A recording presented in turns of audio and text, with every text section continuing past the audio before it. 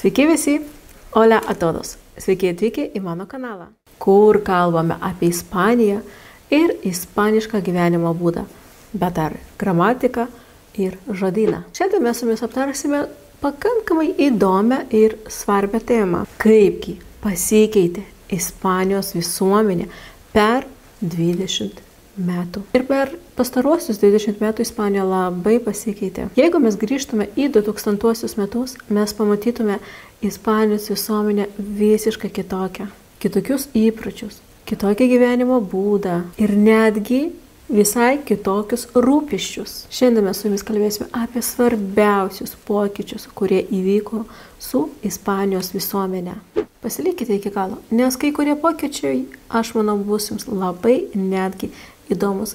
Ir kai kurie pokyčiai irgi lies ne tik Ispaniją, bet ir visą pasaulį. Kaip šito vaizdo įrašo gale, jūs patys tuo galėsite įsitikinti. O jūs, mėlyje mano seguidores, nepamirškite paspausti like. Deja, bet dabar tik tokiu būdu, tik jūsų palaikymo YouTube algoritmas dirba. Ir mano vaizdo įrašai yra rodomi visiems žmonėms. Ačiū už paspaudimą, už prenumeratą ir mes pradedame visgi analizuoti, kaipgi pasikeitė Ispanija per pastarosius 20 metų. Kasdienis Ispanijos gyvenimas per 2 dešimtmečius tikrai labai pasikeitė. Tai lėmė technologijų plėtra, socialiniai pokyčiai ir, žinoma, globalizacija. Jei lygintume šiandienos Ispaniją su 2000-aisiais, pastebėtume begalybę skirtumų. Prieš 20 metų Ispanijos visuomenė vis dar naudojosi fiksuotojo ryšio telefonais ir dar tik buvo pradėję atrasti internetą. Manau, niekas net negalvoja, kaip jisai taps mūsų gyvenimo dalimi. Šiandien visi turi išmaniosius telefonus, o internetas yra praktiškai visur. Nuo namų, biurų iki parkų. Anksčiau tam, kad apsipirkti, reikėjo važiuoti į parduotuvę. O dabar, turint internetą, mes tai galime daryti laisvai, neišėję iš namų. Nes mes jau galime užsisakyti per Amazon, Globo, Uber Eats, mes galime viską užsisakyti. Nuo produktų namams iki patiekalų iš restorano. Bet taip pat tai liečia ir drabužių parduotuvės, tokios kaip Zara, Mango, Massimo Dutti, Stradivarius ir visos kitos parduotuvės. Jau nebūtina važiuoti į tas parduotuvės ar eiti, nes mes galime sėdint lovoje, prie stalo, ant sofkės, daryti apsipirkimus. 2000-aisiais dauguma žmonių bendravo SMS žinutėmis. Na, kas iš jūsų dar prisimena tokius laikotarpius? Aš tai labai gerai tai prisimenu, kai sėdėjome ir rašinėjome SMS žinutės. Pamenu, kad mokykloje netgi slėpdavau po stalų telefoną ir iš atminties, taip žiūrėdama į mokytoją, rašydavau žinutės. Rašykite komentaruose, kas dar taip pat darė. Tikiuosi, ne aš viena. O dabar dauguma bendrauja per WhatsAppą, Messenger, TikTok ir kitus socialinius tinklus. Nors ispanų virtuvė vis dar garsėja savo viduržemio jūros dieta, bet vis daugiau ir daugiau žmonių renkasi vegetarišką arba veganišką mitybą. Tarptautinės greitojo maisto grandinės, tokios kaip McDonald's, KFC, Burger King, tapo labai populiarūs visuomenėje, o ypač tarp paauglių ir jaunų žmonių. Prieš 20 metų žmonės dažniausiai valgydavo namuose arba restoranuose. O dabar per visas tas aplikacijas viską galima užsisakyti namo. Sakykite, o jūs ar dažnai naudojatės tomis aplikacijomis, kad jums atvežtų maisto produktus, pagamintą maistą iš restorano? Kaip dažnai naudojate? Rašykite komentaruose. Su laiku sumažėjo televizijos peržiūros. Anksčiau absoliučiai visi žiūrėdavo televiziją.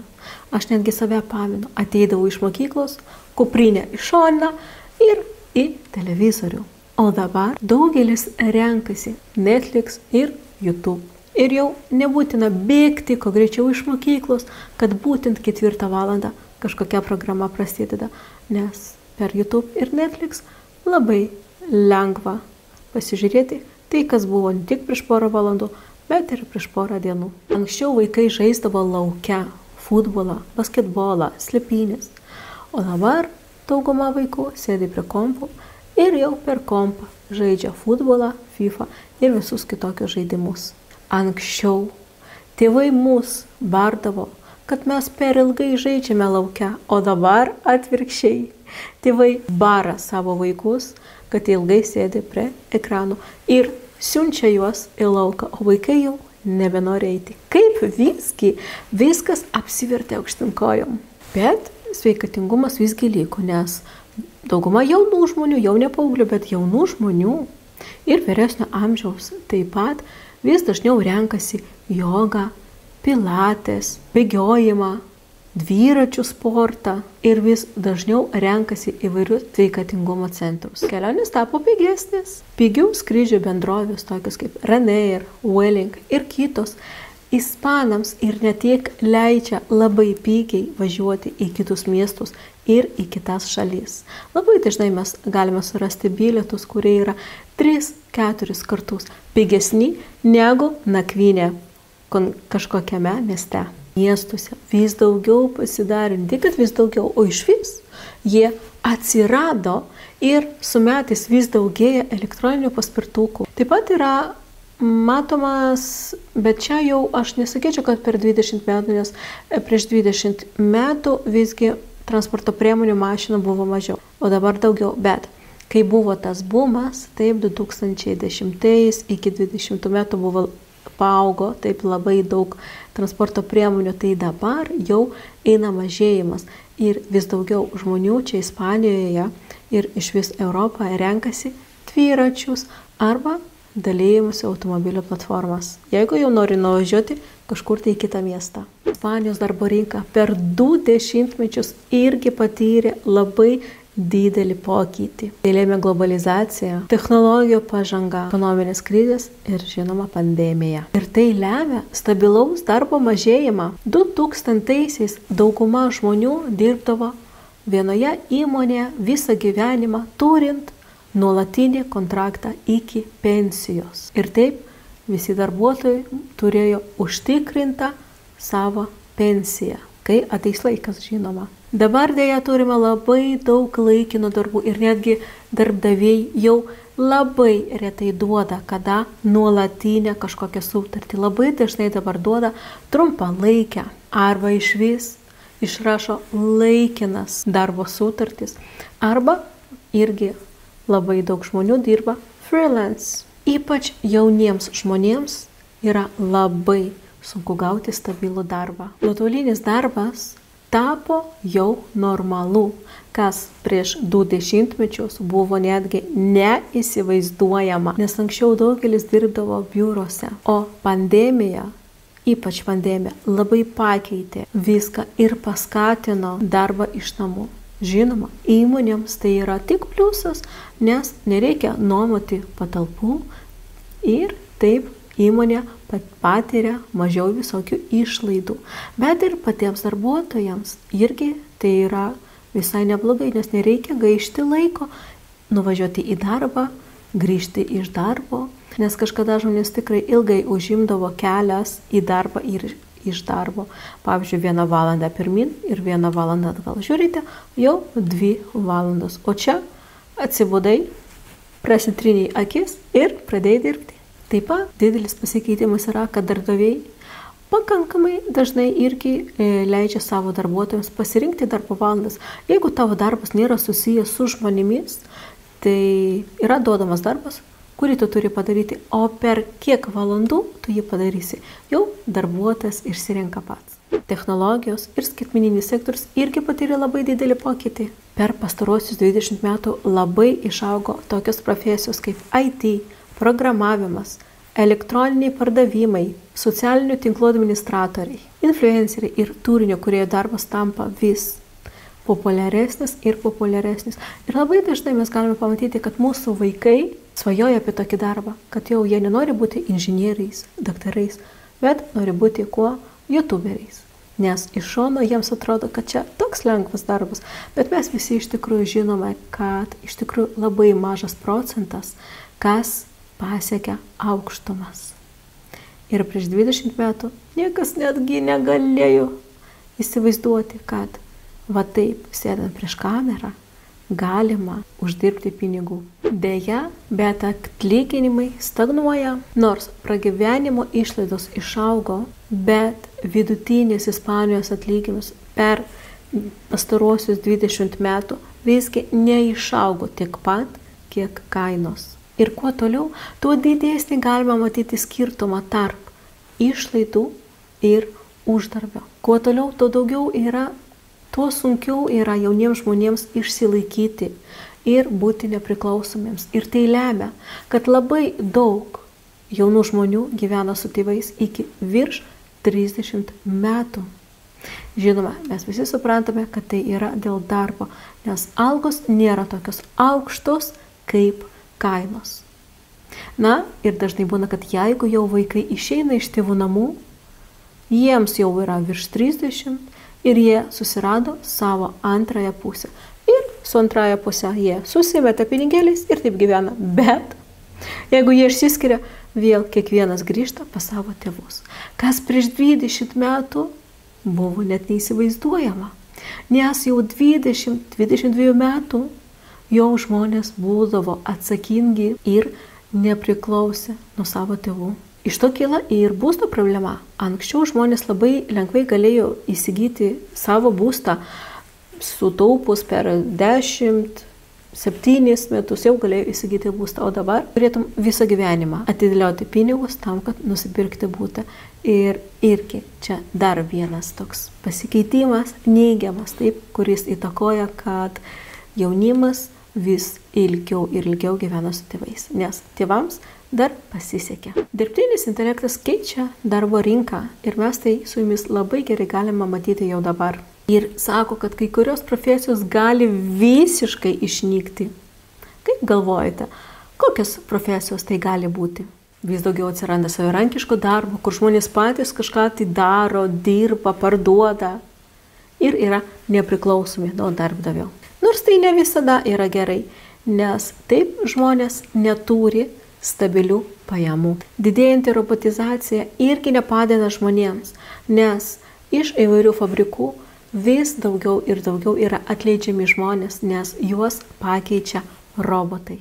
O dabar pakalbėkime apie šeimos ir demografijos pokyčius. Per paskutinius 20 metų Ispanijos šeimos modelis tikrai labai pasikeitė. Jei anksčiau tradicinė šeima buvo sudaryta iš vyro ir žmonos ir vaikų, dabar šiuolaikiniame pasaulyje mes matome labai daug įvairių kitų formų šeimų. Žmonės tuokiasi vis rečiau ir vis vėliau. Apie tai jau aš esu kalbėjusi apie santykius tarp ispanų ir galite jau YouTube kanale tai paieškoti ir atskirai apie šitą temą pasiklausyti. Aš ten pasakoju, kada, kaip ir kodėl taip vyksta. O dabar trumpai paminėsiu, kad prieš 20 metų buvo įprasta tuoktis 20 metų ir jau kurti šeimą. Tačiau dabar žmonės vis dažniau atideda šitą procesą arba iš vis jo atsisako. Vidutinis amžius, kada žmonės tuokiasi tarp vyrų, yra apie 38 metus, o tarp moterų netgi 35 metai. O anksčiau buvo 20 ir 23 metai. Visai neblogai pasikeitė, 15 plus pasidarė. Taip pat įdomus pasikeitimas, palyginus su 2000-aisiais, kad skyrybų skaičius irgi išaugo ir jis yra 60%. Žmonės išsiskiria. Jau žmonės nebando išlaikyti santuoką arba dirbti. Šiandien maždaug apie 60% vestuvių baigėsi visgi skyrybomis. O tai reiškia, kad ilgalaikės santuokos tampa vis retesnės. Labai daug jaunų žmonių nusprendžia gyventi kartu be oficialios santuokos. Arba išvis taip ir niekada nesusituokia. O jums santuoka, tas parašiukas, ar jis jums yra svarbus? Rašykite komentaruose. Gimstamumo mažėjimas ir senstanti visuomenė. Ispanijoje gimstamumas sparčiai mažėja. 2023 metais gimstamumo rodiklis siekia 1,2 vaikai. Kas, jeigu palyginus su 2000-aisiais, ten vidurkis buvo 2-3 vaikai. Ir šitas rodiklis dabartinis Ispanija yra pats mažiausias visoje Europoje. Dėl aukštų būsto kainų, dėl ekonominio nestabilumo ir karjeros siekių jauni žmonės vis dažniau nusprendžia visai neturėti vaikų ir turėti kokį nors gyvūnėlį, kaip pavyzdžiui šunį. Dėl to jūs galite pamatyti Ispanijos gatvėse tikrai labai daug šunų. Ispanijos populiacija sensta ir jau yra virš 20% visų Ispanijos žmonių, tai yra pensininkai. Ir tai yra didelė problema, nes su kiekvienais metais pensininkų skaičius tampa vis didesnis, o darbuotojų, tai tų žmonių, kurie gali dirbti ir mokėti mokesčius, yra vis mažesnis. Ir tai tikrai sukelia labai didelių problemų su pensijų išmokėjimu. Tradicinė šeimų samprata irgi visuomenėje pasikeitė. Dabar vis daugiau ir daugiau tapo vienišų tėvų. Daugiau nei 30% sudaro tik vienas iš tėvų su vaiku. Taip pat vis dažniau galime pamatyti tos pačios lyties santykius, kas prieš 20 metų buvo netgi nusikaltimas, apie tai niekas netgi negalėjo užsiminti. Bet po 2005 metų, kai Ispanija įgalino santuokas tarp tos pačios lyties žmonių, viskas pradėjo keistis ir vis daugiau ir daugiau žmonių pradėjo tuo naudotis. Ir žinoma, buvo iš pradžių labai daug neigiamų emocijų, bet su laiku visgi žmonės priprato.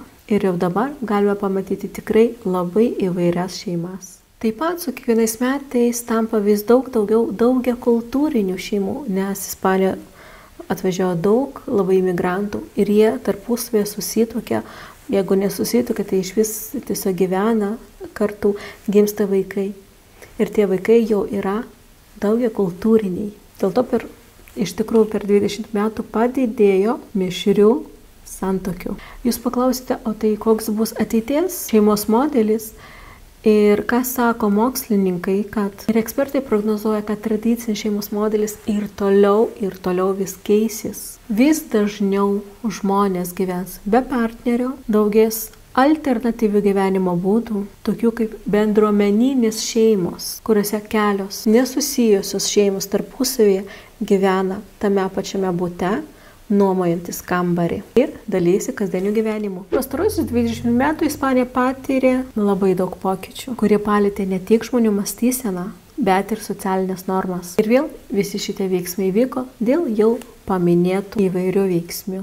90-aisiais ir 2000-aisiais Ispanija buvo tikrai dar pakankamai tradicinė šeima ir stipriai jautėsi katalikybės įtaka. Šeima ir santuoka buvo labai svarbus dalykai, o visuomenė turėjo pakankamai konservatyvų požiūrį į labai daugelį klausimų. Tačiau šiandien mes matome, kad šeimos struktūros tapo daug įvairesnės, daugelis šeimų nusprendžia nesituokti, neturėti vaikų ir vis daugiau mes matome tos pačios lyties santuokas. Socialinė lygybė irgi tapo kitokia. Per paskutinius 20 metų feminizmas išėjo į paviršių ir moteris dabar turi visas lygias teisės, kas prieš 20 metų dar visgi nebuvo tas pats. Dar tada moteris ir vyrai negaudavo tą patį atlyginimą, o gaudavo visgi skirtingą. Ir su to feminizmu, kuris išaugo, dabar 2020 metais jau vyro ir moters alga yra tokia pati. Žinoma, yra ir tokių profesijų, kur visgi skiriasi, bet daugumoje moteris dabar gali dirbti visur, kur tik nori, kartu su vyrais. Katalikų bažnyčia irgi mažina savo įtaką. Vis daugiau jaunų žmonių renkasi pasaulietišką gyvenimo būdą, kas prieš 20 mečius. Dauguma žmonių buvo labai tikintis. Moterų teisės per 20 mečius tapo labai stiprios. Ir 2004 metais buvo priimtas įstatymas prieš lytinę prievartą. Ir nuo tada moteris tapo daug saugesnės. Ar jau moteris laisvai gali kreiptis pagalbos arba smurto reikalais ir iš karto bus viskas išspręsta. Žinoma, nereikia ir piktnaudžiauti šituo įstatymu. Imigracija yra viena iš didžiausių šiuolaikinės Ispanijos transformacijos priežasčių. Prieš 20 metų Ispanija visgi buvo labiau homogeniška, tačiau šiandien milijonai žmonių iš įvairių šalių – Latino Amerikos, Afrikos ir Rytų Europos čia Ispanijoje rado savo namus. Tai sukelia didelės diskusijas apie integraciją visų šitų imigrantų, socialinę sanglaudą ir multikultūriškumą. Dideliuose miestuose, tokiuose kaip Barcelona, Madridas, mes galime pamatyti daugybę kultūrinių festivalių ir daugybę visokių bendruomenių. Taip pat ir mūsų Lietuvos bendruomenę mes galime rasti tikrai labai daug kokiuose miestuose. Nors kai kurie žmonės vis dar skeptiškai vertina imigraciją, dauguma ispanų pritarė įvairių tautybių žmonių integracijai į ispanišką visuomenę, technologijų ir socialinių tinklų įtaką. Socialiniai tinklai visiškai pakeitė Ispanijos visuomenę. Ir manau viso pasaulio irgi. Socialiniai tinklai ne tik pakeitė bendravimo būdą, bet ir žmonių sąmoningumą apie socialinius tinklus. Pavyzdžiui, per Twitter, Instagramą yra organizuojami įvairūs socialiniai renginiai, kurie daro didelę įtaką kaip politikai, taip ir visuomeniai. Jauni žmonės gauna vis daugiau informacijos ne iš laikraščio. Jau dabar tikrai labai retas jaunas žmogus skaitys laikraštį, palyginus 2000-aisiais, kai kiekvienas žmogus skaitė laikraštį. Dabar visi sužino naujienas iš Instagramo, TikToko, Facebooko ir visų kitų socialinių tinklų. Per pastarosius 20 metų galime sakyti, kad Ispanijos visuomenė tapo tvirtesnė, atviresnė, modernesnė ir žinoma įvairesnė. Nors vis dar yra tokių iššūkių kaip kova su diskriminacija ar socialinė lygybė, bendra kryptis yra aiški. Ispanija juda į priekį progresyviai ir vis vystosi į demokratišką šalį. Per pastarosius 20 metų Ispanija tapo viena iš pagrindinių šalių emigrantų ir tai turėjo labai didelį poveikį ekonomikai, kultūrai ir kasdieniam gyvenimui. Ispanija yra imigracijos lyderių Europoje. 1990-aisiais Ispanija vis dar buvo gana vienalytė tauta, tačiau šiandien daugiau nei 15% gyventojų yra užsieniečiai, jeigu paėmus visą Ispaniją. Didžiausios imigrantų bendruomenės yra iš Latino Amerikos, žinoma dėl kalbos artumo ir istorinių ryšių su Ispanija. Taip pat Afrikos, ypač labai daug marokiečių dirbančių žemės ūkyje ir statybose ir žinoma Rytų Europos šalis – Rumunija, Ukraina, Bulgarija ir visos kitos. Ir daugelis dirba statybose, grožio srityse, žemės ūkyje ir priežiūros srityse. Imigracija tapo pagrindinė Ispanijos ekonomikos dalimi. Daugelis imigrantų dirbo tose sektoriuose, kur trūksta darbo jėgos. Pavyzdžiui, žemės ūkyje, statybose ir sveikatos priežiūroje. Bet kaip ir anksčiau minėjau, kad per 20 metų mes pastebėjome taip demografinį pasikeitimą ir kad tapo vis su metais taip tampa vis daugiau ir daugiau senelių, pensininkų, o pensijas reikia mokėti. Ir dėl to imigrantai tikrai labai padeda šito klausimu, kadangi gimstamumas mažėja, dirbantys imigrantai moka visus mokesčius. Legalūs, žinoma, nes nelegalūs nieko nemoka. Legalūs imigrantai moka mokesčius ir taip palaiko Ispanijos socialinę apsaugą. Ši migracija sukelia ir kai kurias diskusijas apie darbo sąlygas. Kai kuriais atvejais darbdaviai moka mažiau imigrantams ir daugiau ispanams. Dėl imigracijos Ispanijos miestai tikrai tapo daugiakultūriniai. Maisto kultūra pasikeitė. Šiandien Ispanijoje mes galime rasti daugybę latino amerikiečių restoranų, azijiečių restoranų, amerikietiškų irgi. Kaiminystės tapo irgi įvairesnis. Jau labai daug žmonių tarp savo kaimynų mato ne tik ispanus, bet ir iš kitų šalių žmonių. Ir tradicijos irgi susiliejo su Ispanija tokiu būdu. Pavyzdžiui, iš Meksikos atėjo mirusiųjų diena, o iš Brazilijos karnavalas.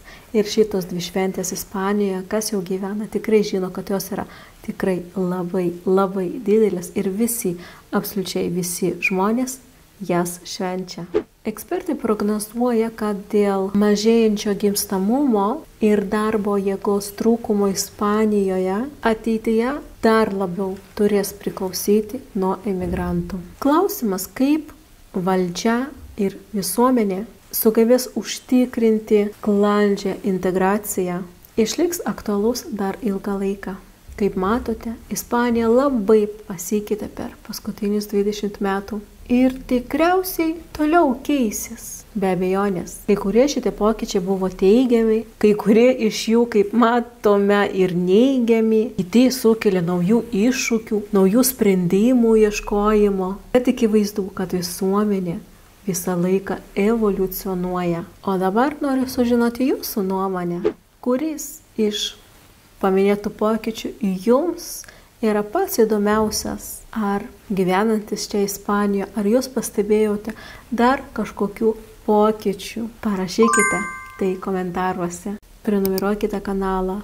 Neužmirškite apie like, nes YouTube algoritmas dabar tik taip dirba, be jūsų paramos nieko nebus. Dėl to iš anksto jums sakau didelis ačiū.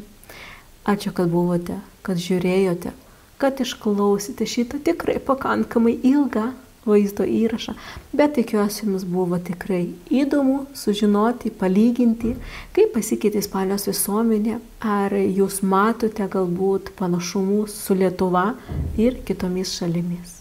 Bendraukime per komentarus ir susitiksime jau greitai naujame vaizdo įraše. Hasta luego!